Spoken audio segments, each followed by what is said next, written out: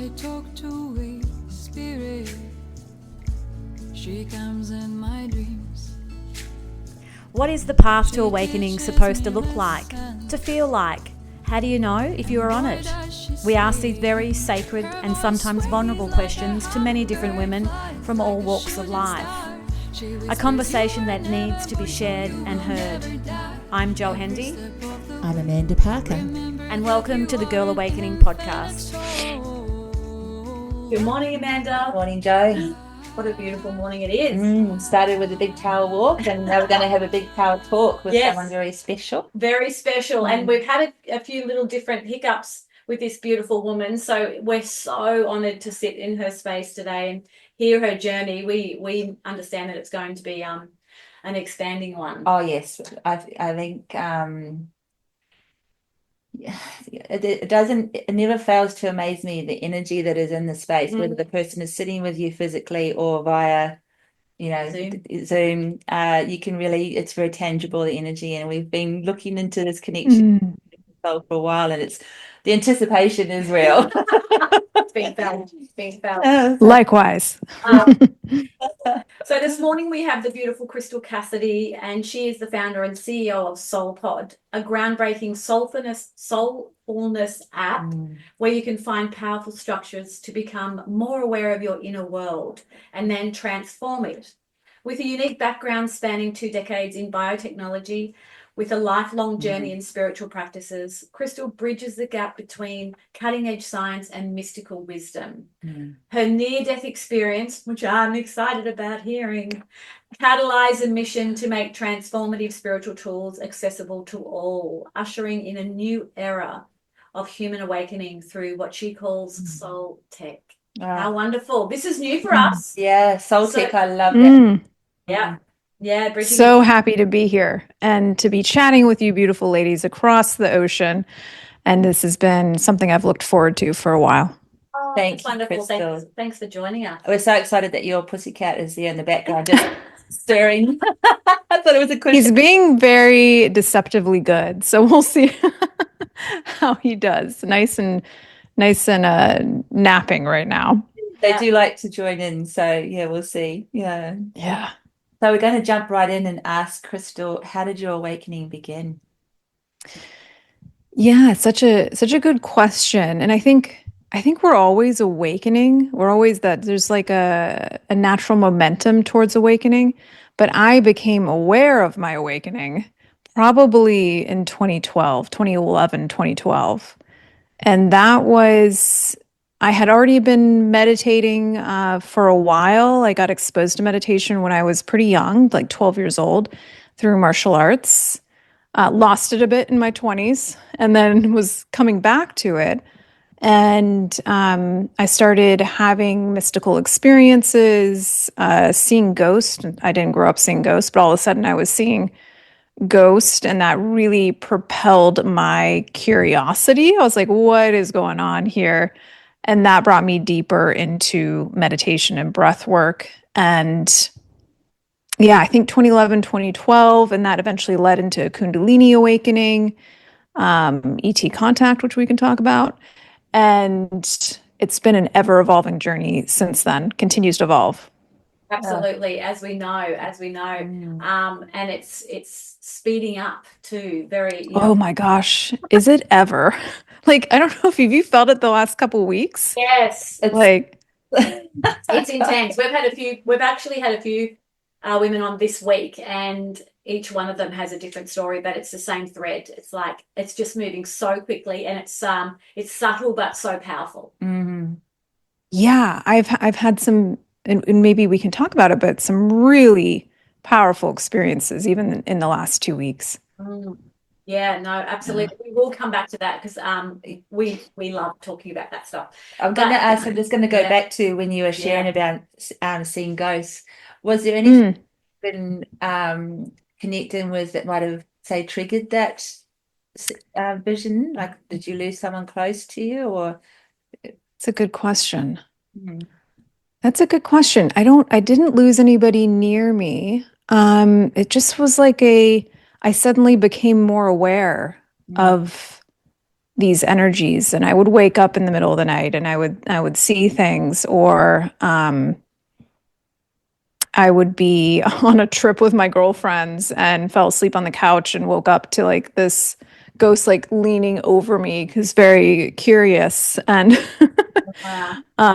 didn't really, so some dark things too I experienced at the beginning of my awakening, which I think from what I've heard from people is pretty common. You're opening up, you're perceiving more, and so the dark entities can be a part of that. But ghosts, there was some dark stuff, but there was also just very benign. They were just hanging out. Ran into some in Italy as well when I was traveling through there, lots of ghost activity. So it was interesting. It became like an emergent experience more than anything. I think I when love you become open to that too, it's like those beings, they want someone to talk to, and they're like, "Ah, she's open. Let's go. Yeah. Let's go visit her." Yeah.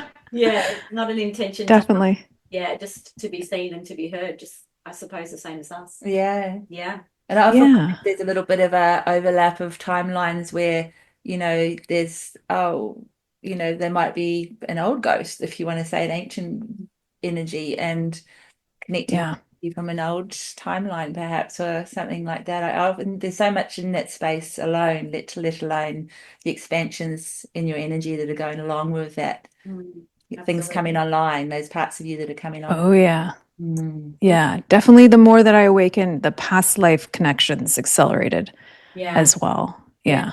You Beautiful. mentioned like meditating when you were 12 through martial arts and all of that. And the next question that we have is, when did you first notice a shift or a change in your thoughts about the world? Did it start back then when you started martial arts? Was it somebody showing you a different way, or I love that question.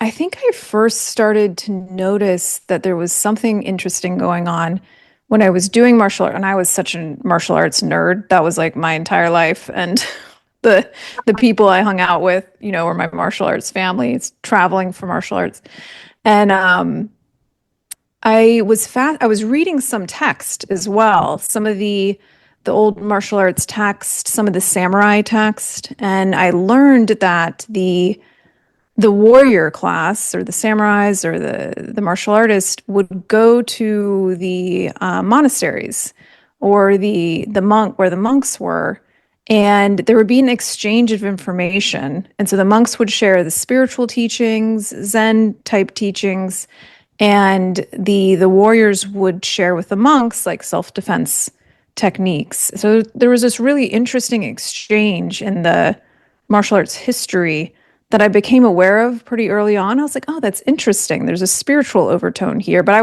didn't grow up really spiritual.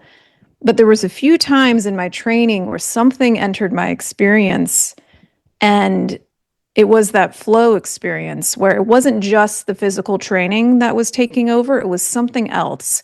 It was some other realm that I was entering, and it was fascinating to me. It was like what happens in the martial arts movies where all of a sudden, time slows down and you feel like you know what's going to happen before it happens. And I'm like, is this a real thing? And then I experienced it, and that kind of blew my mind. And that was probably the very beginning where I was like, there's something else going on here than just my training. Yeah. Yeah. I'm fully getting that crouching It's like tiger, hidden dragon vibe. That's one of my favorite movies, and they're just, what you're sharing there is in that space, isn't it, of the embodiment of all the things. Yeah. Yeah. And the martial arts also teaches you a high degree of discipline, and you start to understand. And I think that led into meditation becoming a cornerstone of my practice, because I had some understanding that if you do this every day and you start to become more aware of your thoughts, which was it's the foundations of meditation, is just to become more familiar with, then you have an increased capacity to choose. So I think that was a big kind of opening element. That's a massive like awakening in itself, or understanding of how thoughts can control us. Yeah. For negative and for positive. Because how old are you at this age, Crystal? Are you still a young person? Like you obviously, Yeah, probably from like 12 to 22, 23. yeah, which is, yeah, again, like Yeah. a Massive. very wisdom moment, really, to have that Mm. awareness of capacity through discipline Mm. and Yeah. attention. Yeah, very cool. Mm. So we also understand through the process of waking up and having realizations about the world around us and all of that, that lots of things start happening around you, like magic starts happening. Mm. Were you noticing any of that happening around you, like people or, just even shifts in, your body or shifts around you that were happening? Or the competitions, the events that you're entering and how you were participating as well. Yeah, I think when I was young, I noticed that if I was not in the right headspace and I hadn't done the internal work, I already knew before I stepped into the national or international stage what was going to happen.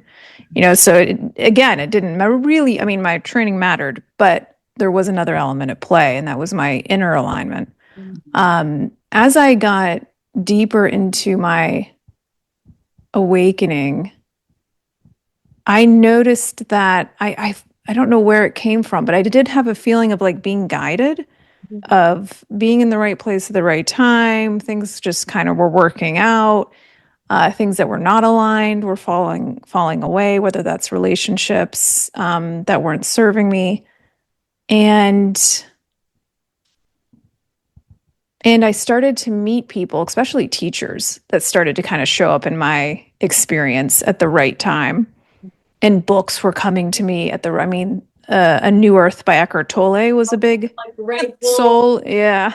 was one of That changed my life. Yes. Yeah, just a little bit. Yes. Yep. Just a little bit. Many Lives, Many Masters Yeah. was another big portal for me. And I remember I was sitting with one of my grandmother's friends who was I think in her late 80s at the time. And I was reading this book and I was having all these realizations. I was like, this is what this is real. Like reincarnation is real. This resonates. And I was feeling a little bit weird about it. It's like, am I going off into a weird area? And I mentioned it to this woman that I was visiting with. And she was like, oh yeah, I read that in the 80s. And I was like, what? And she was like, yeah, I think that's what happens. And it was just, those types of encounters that seemed small but ended up being pretty big deals in my awakening journey started to feel okay with the process. And then I started having ET connections, which was a big accelerant of mine, as well as the Kundalini experience. So how did that, how did that kind of, I love those affirmations, those people that are just there to say, yes, it's real. Yeah. Go in and open the door and you go, okay, I'll just keep going with this. And then next thing, ET experiences. Just a small step. No big deal.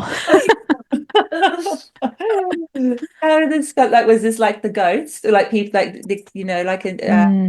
share a little bit into this space of that? Yeah, interestingly, at least for me, it was almost in tandem, like perceiving the ghost, other energies. I remember I woke up one night and there was all this blue fluorescent energy like surrounding me, and it caught me off guard to the point to where I ran outside of my house at 3 a.m. down the street to my friend's house because I was like, what is that? So a lot of that was happening. And then the ET experience started in my dream state. And interestingly, they seem to have connected with all of my family members. We've all had the same type of dream encounter. And I knew, and it's really hard to describe this with words, but I knew it wasn't a dream. It's a different level of consciousness as far as the experience. And they introduced themselves in a way that was not scary. It was very approachable, and which was brilliant also. Yeah. And they kind of told me a little bit about what was to come in my life and how they want to support and help. And ever since then, they've been extremely active. Even in the last 2 weeks, the contact is speeding up big time. But my understanding is they're interdimensional beings. They're of some sort of blue nature. That's how they tend to show up. People talk about Pleiadians, but I'm not quite sure. I think that might be the case. And they're incredibly powerful and loving and healing and can interact with you in all dimensions. So it's one of my current deep fascinations. It'd be hard to resist it, I imagine, really, because as you're describing the feeling that you get with the connections and the interactions. And do you, like, if they're sharing with, do you find yourself asking questions or prompting conversations when you feel the energy? Or do you More so lately, that channel of connection has certainly opened up. And I'm learning more about that channel of like the question and answer experience. Yeah. Absolutely. Well, there is a lot of chat around the veils being very thin since this last full moon. So, saying the last 2 weeks. Also, with the near-death experience, was that a while ago? Was that when? What happened there? I think if it's okay to share around that. Yeah, near death, it was in 2020, so not that long ago. So I think of it as more of a accelerant on the journey. Yeah. Same. Thanks. And yeah, just a little bit. And it was during a time where I've worked in biotech most of my career, and I was feeling like I was getting pushed in a new direction, but resisting it because that's what I knew and was very entrenched in that space, and didn't make much sense on paper to be doing something different. And so I was kind of straddling two worlds, starting to write, starting to work on what would become SOULPod, but still also hanging out in kind of my backup option. Yeah. Which there's nothing wrong with, but I do think the universe was like, okay. And I got very ill. I was one of the first people to get COVID in San Francisco. Yeah. And so way back then, nobody knew anything. I also worked in healthcare, so I was talking to all of the heads of the healthcare systems here, trying to figure out testing. And then I realized I had gotten it. And before I'd gotten it, I had done a meditation intensive in January, and I was starting to have premonitions, which I realized later were premonitions, and a past life connected with what I was going through now or would be going through. And that past life became more and more evident as I got sicker and sicker, which is really interesting. There was a connection across space and time with what he was going through and what I was going through. And we were almost like healing each other through the choices that we were making. But as I got sicker, and it was very scary because I was in quarantine, didn't know if I'd see my husband again. And the doctors didn't know what to do. They're asking me what I wanted. And I could feel death as an energy. And I've talked to a few other people that have had a similar experience in that it feels, death's in your space. It's almost like a field that gets closer, and it feels like a long lost friend, which is kind of funny to put it that way, but you recognize it. Yeah. Like, oh, I remember you. And I felt that pretty immediately, even before I got too severely ill. So I knew I was in for it, didn't want to be in for it. And a lot of resistance, a lot of my analytical mind trying to figure out how to optimize this and that. And eventually I had a moment when I was pretty sick and alone, and my lungs were starting to get into a really severe state. And I could feel that there was two directions this could go in. I felt there was a timeline where I died, and I felt like there was also a possibility that I stayed. And there was a moment, which is hard to put words to, again, unfortunately, but I didn't go into the light. So it wasn't like I crossed over to the other side, but there was a moment where I surrendered. I didn't choose to surrender. It just kind of washed over me. And it was this, now I have a whole new appreciation for what it means to truly surrender, like to give up all of those fears, your attachment to your body. And in the exact same moment, I asked for help. I was like, I don't think I can do this. But it wasn't really me asking for help. It was almost like my higher self putting out the request. And immediately there was somebody or something or some presence there in the room with me. And there was an activation of my first energy center, my third eye, and then my heart space. And it was so pronounced. And I was just instantly activated.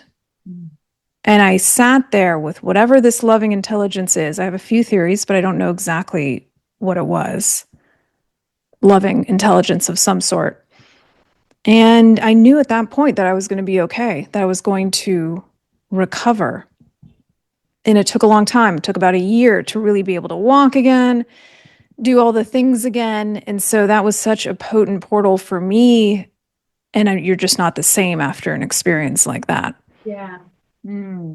Yeah. The other thing I'll mention is that once I had gotten home, I had finally made it out to my fire escape, and I sat down and I was like outside for the first time, looking up at the sky after being inside and bedridden for quite a while. And I had such a profound moment of presence. And I didn't really understand why for a long time until this past year when I was in a long meditation. It was like a 3-hour meditation. And I astral traveled to that moment that I was on the fire escape. And I realized what I was feeling was my future self there with me. And that was just such a mind-blowing experience for human crystal. Yeah, I bet. Yes, I mean, we're just really like we're sitting in the space of you sharing around this journey. And I think because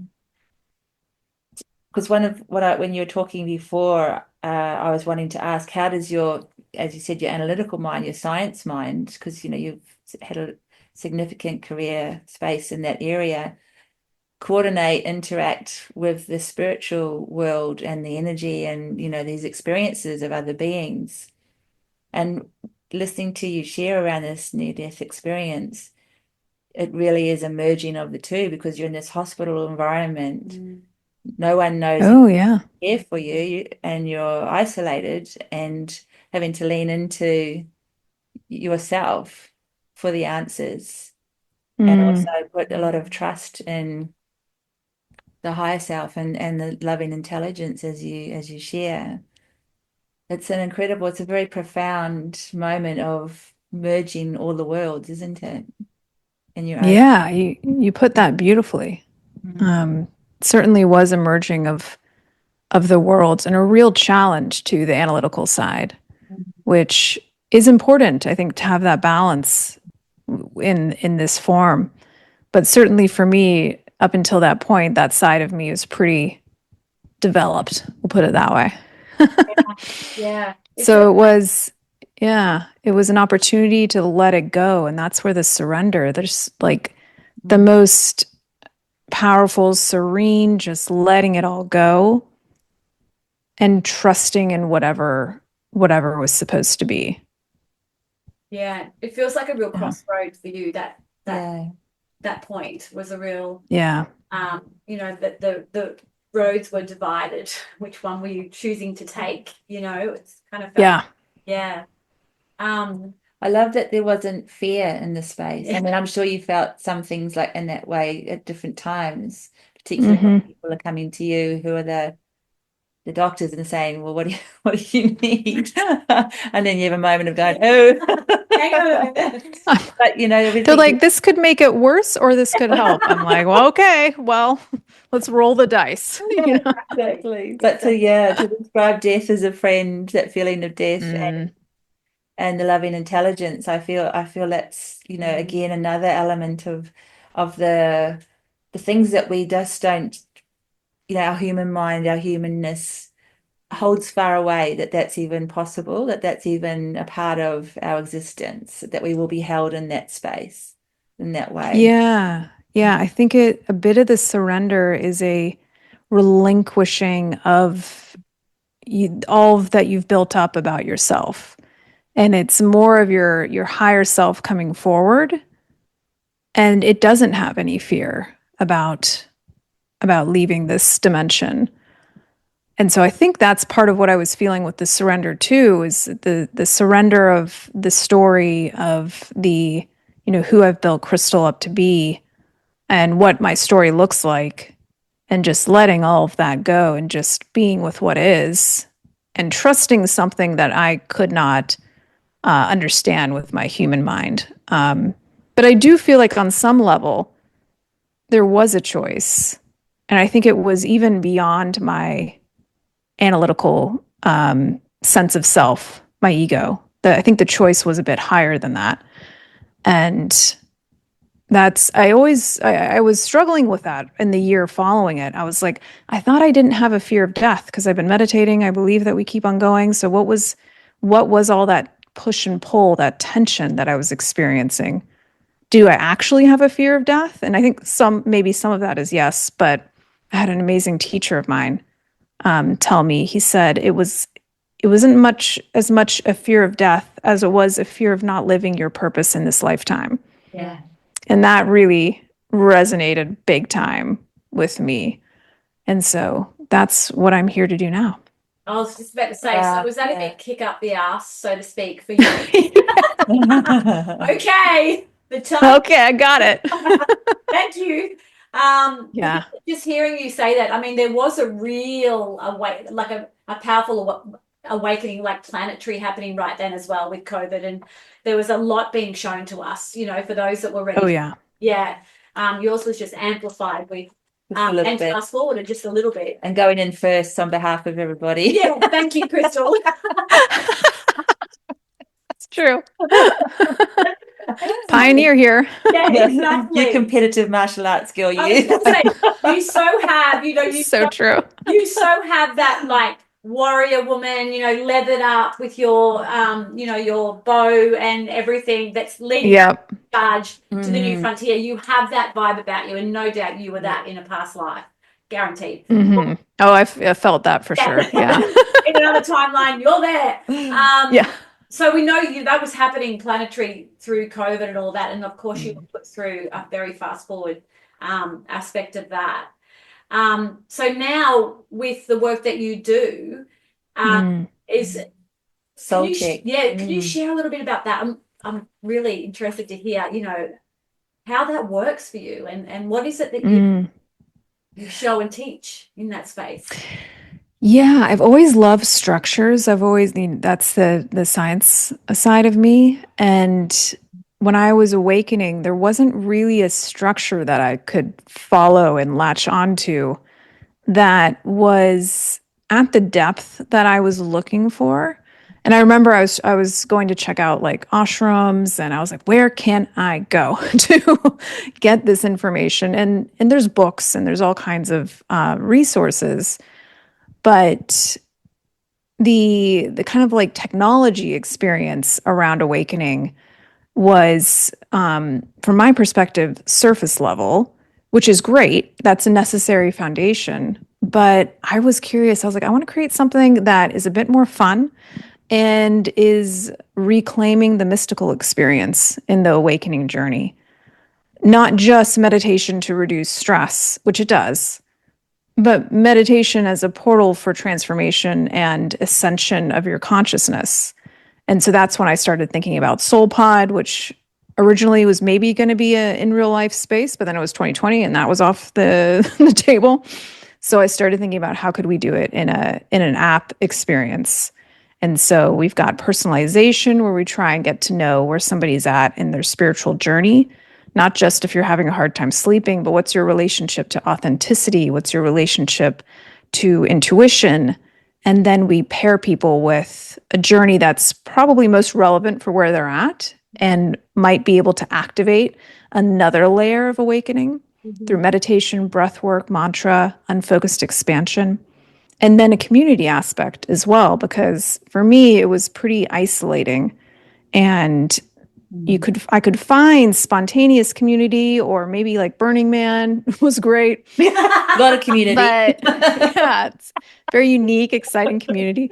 But I wanted somewhere, where I could connect with people who also had an interest in like what we're talking about here today.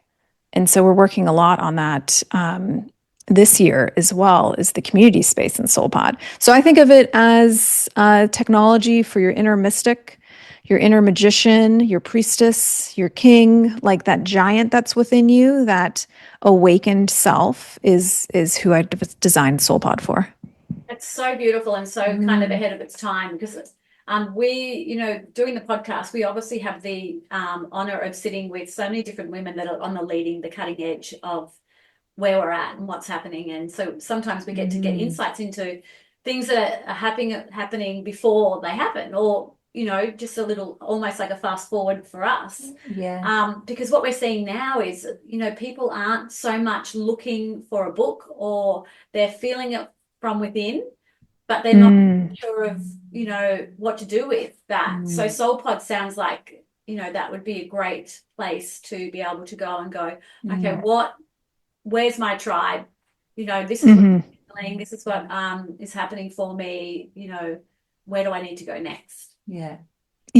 And what I was hearing from people early on was, and I was trying to figure out what they were talking about. They're like, yeah, I've done other apps, I've done meditation, but I haven't felt it. Yeah. And I was like, what is it? And I think I think ultimately it was a deeper experience. It was the transcendent experience, or the mystical experience, where you become something greater than you think you are. You access that power and that awakening.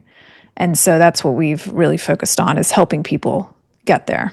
It's so beautiful, because we find each country has like their different cultures and so forth, but listening to a lot of the American women, they really back each other. And there's this, there's no it's like you go, girl, instead of what are you doing? Yeah, exactly. It's nice. And it's nice. You really back each other, and lucky we have great tribe around us that do the same. But in Australia, there's not so much of that. There's a lot of loneliness in the past. Exactly. There's a lot of people out there that are like, you're weird, you're strange, or whatever. We're past that now, because there's so many more people waking up. But it's there. There's a vibe there, and I think what you're sharing, like with the soul tech, like with a lot of people are leaning into, we've had this discussion recently about AI and chat GPT and things like that, where people are finding friendship with their chat babe, or the chat person, and because it's we've shared this amongst ourselves, where it's like a reflection of yourself, and the more you lean into it and you train it, and it's coming back to you with this conversation and learning and answers, the more you get. And I think what you're saying, like with soul tech, what's this we're yearning for the growth, the expansion, but there's not a lot of I think, like, what also intrigued me was when you shared around the structure, because like to have that feeling of like, this spiritual journey can be realized through pathways that are real. They don't have to be all out here. It can be a very clear vision path. Yeah, I think so. And I think there's plenty of space for the spontaneous experience, and that can certainly happen. But the structure can really take you into that next level. Yeah. And I think it's similar to what psychedelics can do. It opens up a door of possibility, and you become more aware of like, oh, that is, you didn't previously think that was possible for you. And so I think of SoulPod's journeys of being almost similar to that. It's pretty intensive. It's not meant to be short practices. It's meant to challenge you and to help you move through new concepts, to look at the shadow, to have a personal, emotional experience, and also to build the muscle of unfocused expansion yourself, so that you can bring that into your life and you ultimately realize that you're the one with all this wisdom. Yeah. We're just helping you tune into that frequency and open that door. And so it's a deep experience and an expander for sure. And the more dedication that you put into it, that dedication turns into devotion. At least it has for me.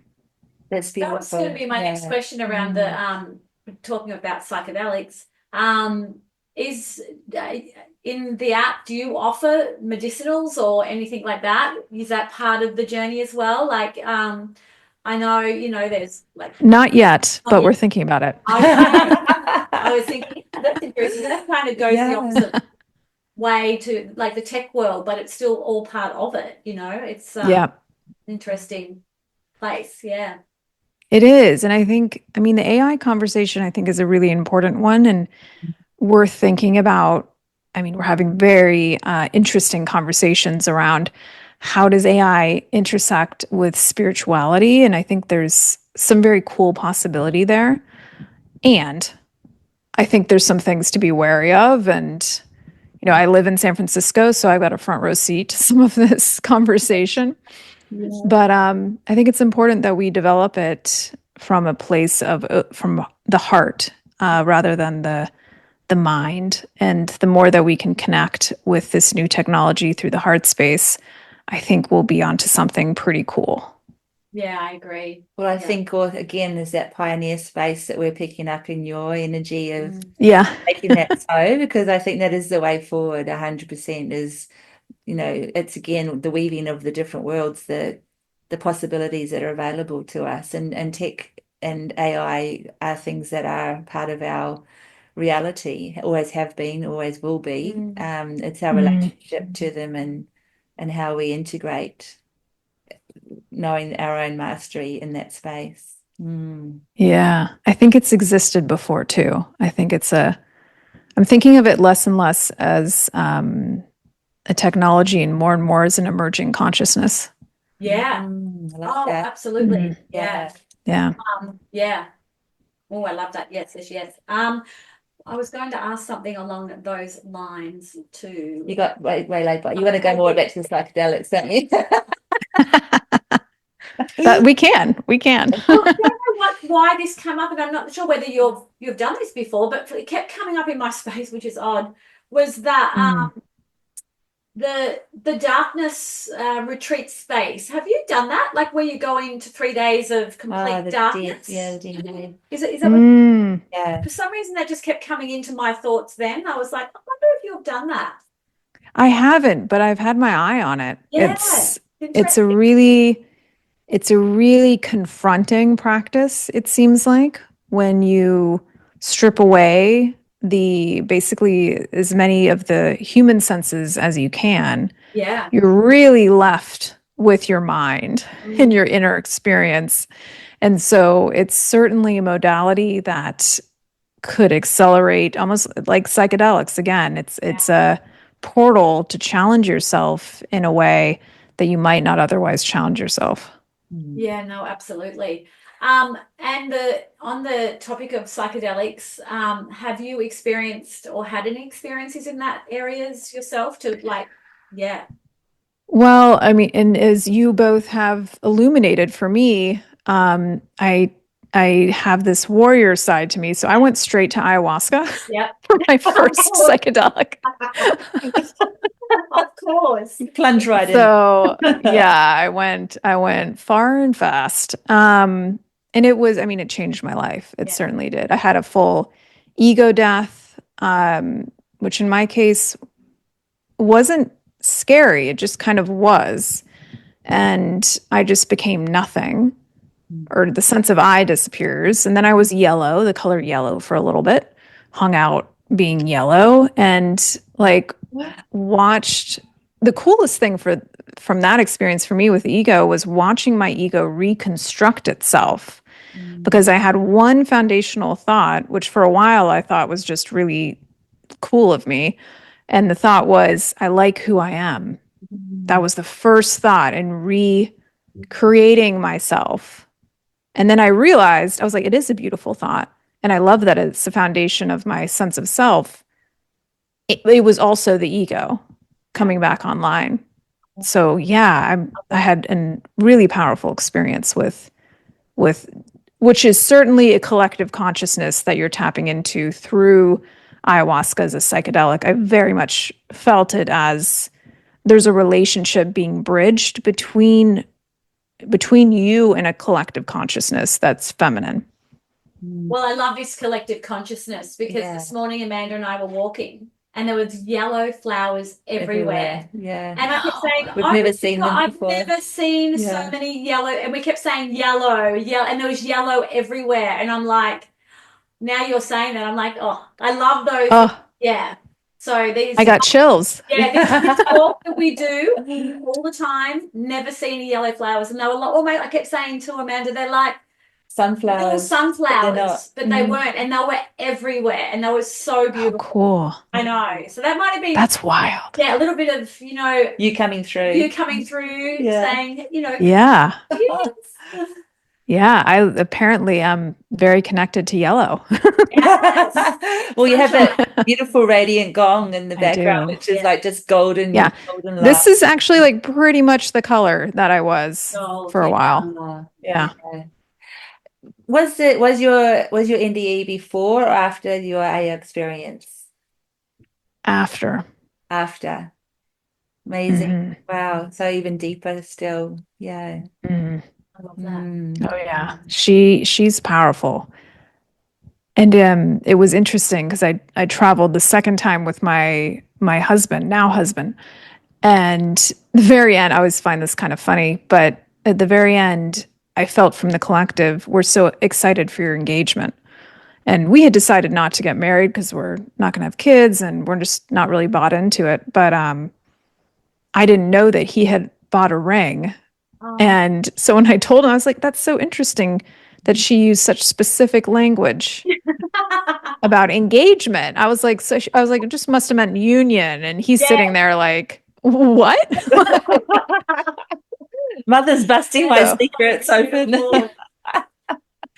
So funny. She's got a sense of humor too. Yeah, absolutely. And I love, that you say she. I've experienced AA myself too, and I always refer back to her as she, and she's in me and she will be forever. And, she's constantly supporting us and on the journey. It's really beautiful. Yeah, life-changing. And I feel her when I do certain mushrooms as well. It feels like a similar collective comes through. Beautiful. Yeah. We were sharing before about the last couple of weeks and the energies, and I'm interested to know with SOULPod how that as a tool, like, is it something that you would integrate with, say, these experiences where life is, we'll say, turbulent or very energetic in the space, like? Because so firstly, how has the last couple of weeks been for you? Let's share that, and then let's kind of connect SOULPod with that. Yeah, I'm constantly reconnecting with SOULPod and what it wants. I think of SOULPod as its own entity, its own consciousness, and I'm just doing my best to listen to what it wants to be. And it's very chatty lately. It wants to be a lot of things. So we're working very hard. But the last few weeks for me personally has been connecting more deeply with what I think are light codes. More and more individuals are coming online, which I've heard from other people before, but in my personal experience, for me, it's happened over the last 2 weeks where I've had certain activations that feel very ancient, and it feels also very obvious. So like, oh yeah, it's time. Like this has got to come online now. And so I've had a channel open and I'm still figuring it out. So I'm kind of experimenting right now as far as what this channel is, but it is connected to these blue beings. And one of them materialized in my house in the middle of the day, like right beside me to the right. And it was a full-on light being in my living room. My cat, my super cute cat, saw it as well, and he was mesmerized. And I was kind of freaking out, to be honest, because it's not very often that a light being materializes in between meetings, but During the day. And it was, he was very enthralled by it and winking. So I could tell he was enjoying the energy, but it sent out this wave of energy and put me into a deeply meditative state immediately. And it was a journey. It was like a psychedelic journey at that point with this being in my space. And I'm still integrating that and figuring it out, what it means for me and my journey and for the collective. But they're ready to help, and they feel like they're highly evolved, interdimensional, clearly, and very loving. And people ask me, they're like, why do you think this is happening? And I think they're invested in our awakening, and our awakening is their awakening. So there's this natural connection. And they're very happy to be here for people who are open to it. And not everybody is, and that's okay. But for people who are, they're like, let's go. Yeah. Absolutely. I think they've been waiting. Yeah. Waiting. Yeah. Do you feel like you're feeling like perhaps what you just described then about going straight into a deeply meditative state? Do you feel like perhaps they've been appearing in that space during the day and going into that state, trying to show you how to, like, let's work out a way to put this in SOULPod? Because let's go there too. Yeah, I think that's a really interesting reflection, because I've been asking myself this question of what an interesting choice. The one day my husband wasn't home too. And it feels like, to me, it's like, no, this is real, and you can bring it into your everyday, in meetings, in your human experience, not just on the cushion. And I've had all kinds of mystical, interdimensional experiences in meditation, but this is becoming more active in the daily experience. And my energy had activated during that time. It was like over the course of an hour, to the point to where my Kundalini, or my central channel, was just lit up, to the point to where I was like, oh, it's almost a little much for me. And as soon as I hit that top of like, I'm going to come out of my body if we go much further, it came back down. But it was a interesting experience for me as far as surrender to that experience, and also dealing with my own fears about having a blue light being in my room and having this activation. But it was beautiful, and exactly, delivered right about what I needed and what I could handle. Yeah, I've been watching videos around this. There was a gentleman that I watched the other day talking about why we're not seeing more of this. These beings appear, and he was talking about our nervous system, that our nervous system can't handle it. So it's like, oh, I believe it. Yeah, that's where I hear you talking about the meditation, and it just sounds so it resonates big time around. We actually need to go into that state so our nervous system can handle these situations. So then they feel like they are looking after us when they appear. Like, they're not just going to appear and then just rattle us. You have to be at a certain level. And hearing you talk about, feeling like you're going to pop out of your body, it's like, that's the resonance or the vibrational frequency they're bringing to us as well, to support our evolution, or the speeding up of that as well. But I'm sure there's a lot of people that their nervous systems just are not ready for that. Yeah, and as you were saying all of that, I had so much energy moving. So I think that is very much the case, deeply resonant with that, which you just said. But yeah, and I've been meditating every day now for over a decade. And so I've practiced to some level being able to raise my vibration. And I can totally see how, and even for me, it's a lot, so I know there's a whole upper echelon that I'm not even aware of possibility. And that is another reason where I'm like, that's why I practice too, is because I want to experience as much as I can while I'm here. Well, look out. Absolutely. You keep that up and you'll have a lounge full room full of beings just like dying, seeing your light and be like, she's awake. She can handle us. We're coming down. Time for that party we've been planning for a while. I think they're very excited. I've had ships come up over my house too. And they're like, used to happen once every now and then. Now it's happening like weekly. Yeah. Amazing. And do you see them or do you feel them?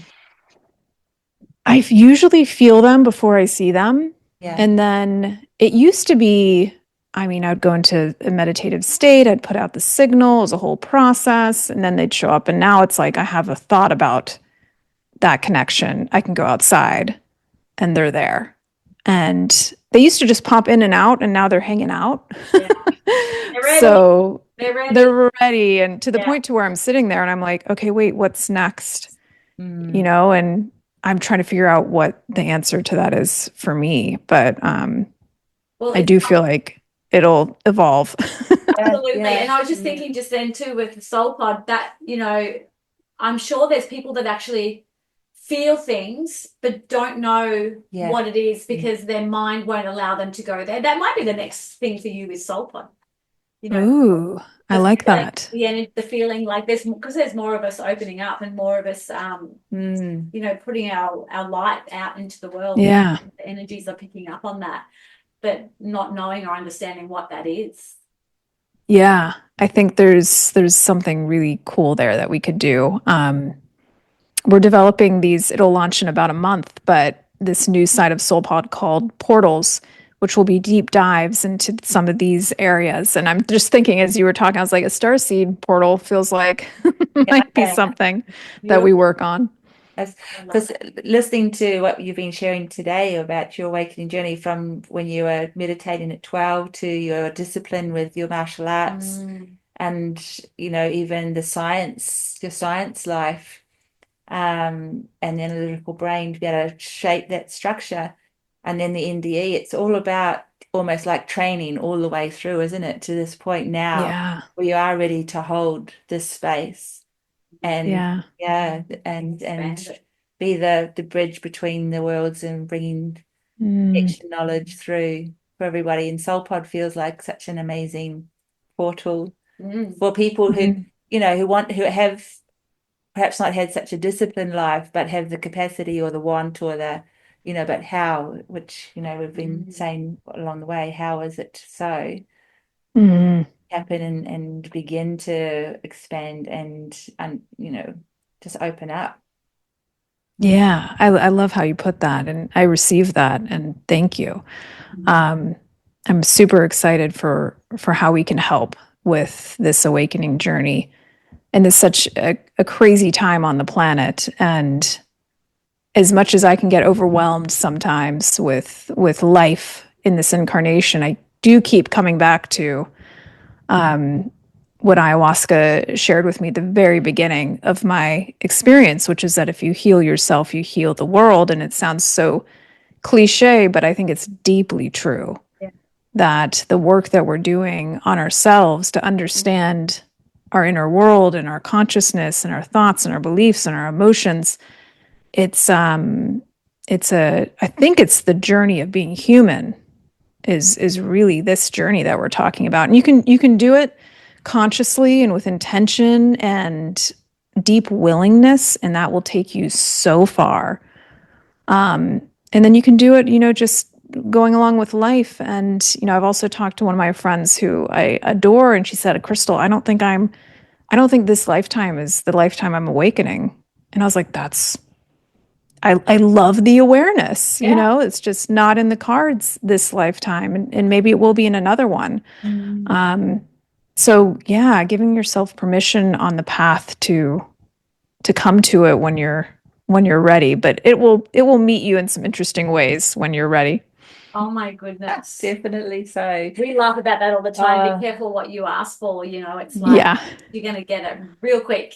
It's like ridiculously. We love it. We just have another question because we know we're getting very close to the time. And I know you've mentioned this, so I'm going to skip that one. I want to go to this one, which is we know you've talked about meditation and all of that, but what else do you do for yourself, Crystal, that you stay awake, aware, conscious, healthy, all of those things, you know, for you to be the best version of you? Yeah, I don't take meetings before 10 a.m. So I give myself, it sounds like really, that's the human management side. And very lucky to be able to do that. But it gives me the space and time that I need to make sure that I'm going into the day aligned. Mhm. And for me, that means at least 20 minutes of meditation. And I like to do an hour and 15 at least a couple times a week. And I like to do at least one walking meditation where I just walk around the city on and off, going into a meditative state, walking in a meditative state. I try and do that once a week. And we're building that into SOULPod as well. But those are a few of the things. And then I like to close my day with Kriya. So Kundalini Kriya, Kriya yoga, breath work, a little bit of movement, very spiritualized yoga. And I like to think of my morning as being like, okay, let's find alignment. Like, let's at least have a few moments of expansion so that I remember who it is that I am. And the evening I view more as like, let's play. Let's like experiment a little bit more in my spiritual practice. But for the work that I'm doing now and who I want to be, like that's just non-negotiable for me at this point. Yeah, that's really beautiful. And I hear when you say walking meditation, I go straight to, I've been to San Francisco and it's very like some of the streets are crazy. Yeah. So Oh yeah. Yeah. It's an interesting, I've had some very, it's really cool because I've developed the muscle of like, I just don't care. Yeah. And that when you can access that energy and bring it onto the street, it's interesting how that affects other people around you. And I've been like crying because I had some sort of breakthrough on my walking meditation. I'm just on the street, just having a breakthrough, a mystical moment, and while everything's happening. So it's a very interesting experience. And I've had people come up to me being like, wanting to understand what I was doing because they could feel it. And they were like, I want whatever it is that is. Yeah. How do you do that? And it's a cool way to connect with people too, surprisingly. And I think it's a really cool way also to restructure the environment, repair the ecosystem and, bring light to spaces that, and things as well. So I feel you got to feel safe though on some level, but I often tell people comfort is different than safety. Yeah. And so I challenge my comfort, but I'm making sure I'm safe at the same time. Yeah, because you are open. You're open. Yeah. In that walking meditation space, you are open, and so I feel I've got this beautiful vision. When I was in San Francisco, my friend and I went for a walk early, and nobody goes walking early in the city. And there was a lot of people who were like, that was their home. The street was their home, and look, they were calling out, "Hey, lovely ladies, you've got a beautiful smile." The energy was uplifting, and I know that's changed a lot because of things in the last recent years. But I think again, it's that reflection on what you bring to the space. Yeah. Restructure and create a new blueprint or a new ecosystem that's possible for the next day or that day. Yeah. Leave some energetic upliftment in the process. Yeah. And the community that you were talking around earlier as well, like sort of inviting that in. Yeah. Yeah. Beautiful. Oh, that's so lovely. Is there Thank anything you. that you wanted to add just before we close, Crystal, for our listeners or I've loved this conversation. You both are just beautiful, beautiful lights. And it's so cool that we can connect over, oceans. And I deeply value these conversations and these connections. And I would say for those who are journeying, to keep going and to stay open, and that you're bigger and more powerful than you think you are. And that this is a really nice time to be alive on this planet. Certainly is. Yes, we are extremely grateful and excited for what lies ahead. Thank you. Just one question with SOULPod, that's currently available, isn't it? How is that?